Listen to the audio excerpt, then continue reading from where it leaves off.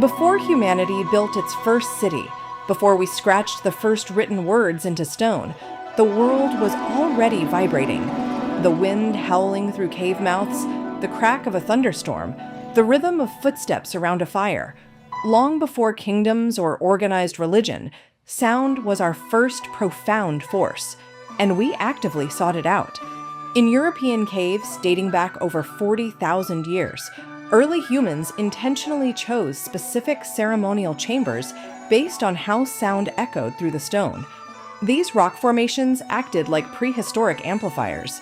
Some chambers boosted low frequencies, while others created haunting reverberations that distorted human voices.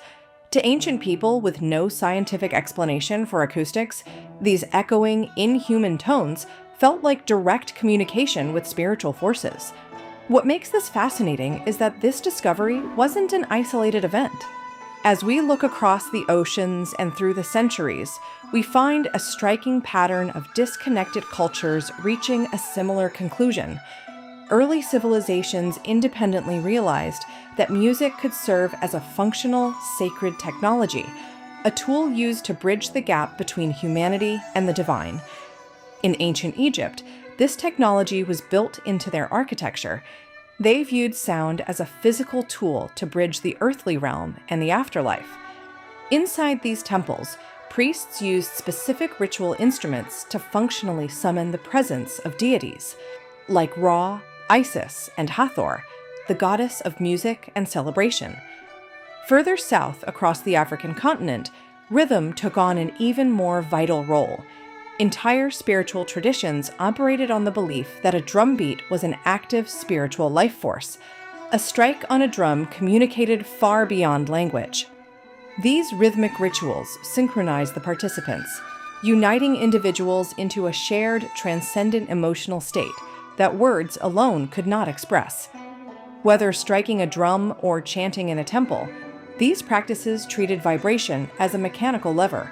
Sound was a required tool used to manipulate the spiritual world. High in the isolated peaks of the Himalayas, Tibetan Buddhist traditions took this technology and turned it inward. Instead of relying on external temples, they made the human body the primary instrument.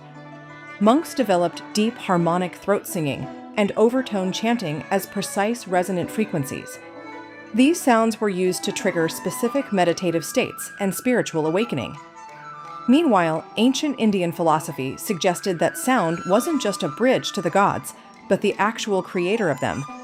According to Hindu philosophy, the universe itself began with a single vibration.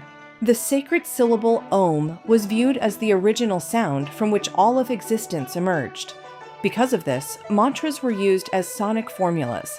By chanting specific tones, a practitioner could transform their own consciousness and, according to legend, influence the natural world. The East's contribution was the recognition that internal vibration could serve as a structural link between the human mind and the physical world. It was in ancient Greece that these mystical properties of sound were finally mapped onto strict mathematics. The philosopher Pythagoras discovered that musical intervals are controlled by exact mathematical ratios. Dividing a vibrating string into clean geometric fractions creates perfect harmony. He recognized these same ratios dictated the arrangement of the physical world, up to the paths of the planets. This led to a philosophy known as the music of the spheres. The Greeks believed that the planets produced inaudible celestial harmonies as they moved, and that this cosmic music directly shaped the moral balance of the human soul. By bridging the gap between a vibrating string and the orbit of a planet, Greek philosophy suggested that spirituality, astrophysics, and acoustics were governed by the same universal equations.